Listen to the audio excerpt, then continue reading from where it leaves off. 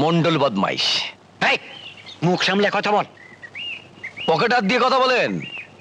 আরে আমি যদি পকেটে হাত ঢোকাই না, পকেটের তলাটা খুলে যাবে, বুঝলেন?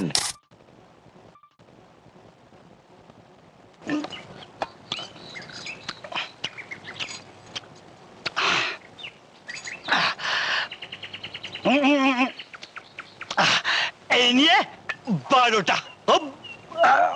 না না আর পারবো না, চলি চলি।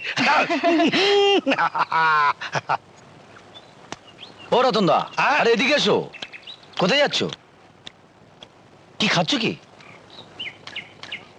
পিঠে। পিঠে কোথায় পেলে? আমার ছোট বোন রজনী বানিয়েছে। কি মজা, এমন মজা কোথায় পাবে?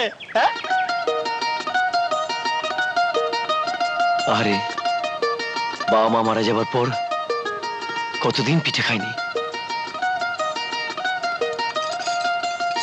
যাই একটু খেয়ে আসি।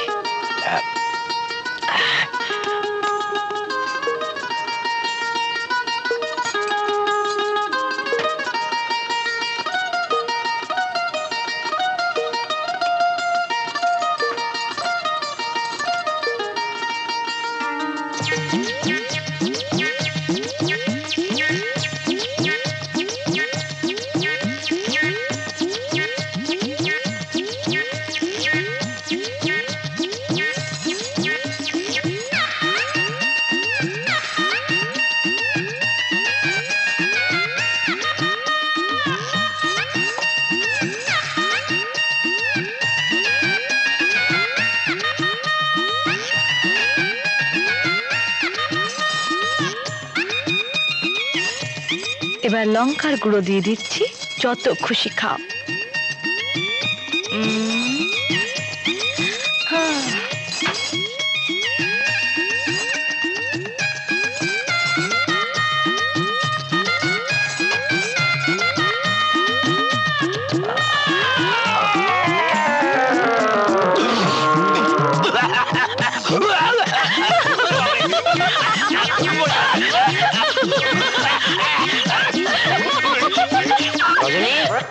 হাসছিস কেন মা?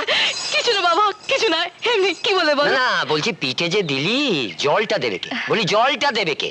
বাবা কলসিতে জল নেই, তুমি ঘরে গিয়ে বসো, আমি এক্ষুনি জল নিয়ে আসছি। যা মা যা, তাড়াতাড়ি যা।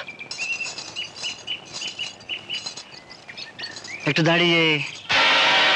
পথ ছাড়ুন। পথ ছাড়ার জন্য তো আটকাইনি। আমায় একটু জল খাওয়ানো যায়? সামনেই নদী আছে, ওখান থেকে খেয়ে নিন। হাতে এত সুন্দর চুড়ি, কাঁখে জল ভর্তি কলসি, এর যা মজা সে কি আর ওই নদীর জলে পাওয়া যায়? চুড়ি পরা হাতে জল খাওয়ার চেয়ে চুড়ি পরা হাতে চড় খাওয়া অনেক মজা।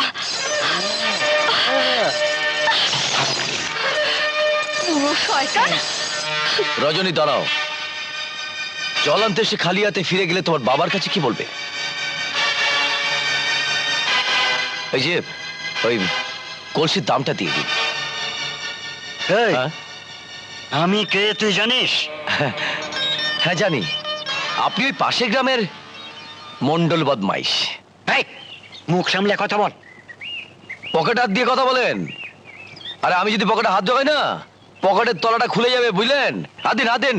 কে তোর এত বড় সাহস? হ্যাঁ, হাত আমি পকেটে দেব না, দেব তোমার মাথায়। শুটকি মাছের দল, হ্যাঁ পয়সা দেন। আমি এই গ্রামের মানুষ নই বলে, তাই না? চল যান যান, দেখে নেব। এখন তুমি বাড়ি যাও, আমি চাই। শোনো, আমি তোমাকে পিঠের মধ্যে লঙ্কা খাইয়েছি, তুমি কিছু মনে করো না। কাল আমি তোমাকে খেজুরের গুঁড়ো পিঠে খাবো। ঠিক আছে, দিও, আমি চাই। তুমি কেন আমার সবসময় কাছাকাছি থাকো আমি সব বুঝতে পারি। আমার মনটাও তোমার কাছেই থাকে, কিন্তু বলতে পারি না। কবে যে বলবো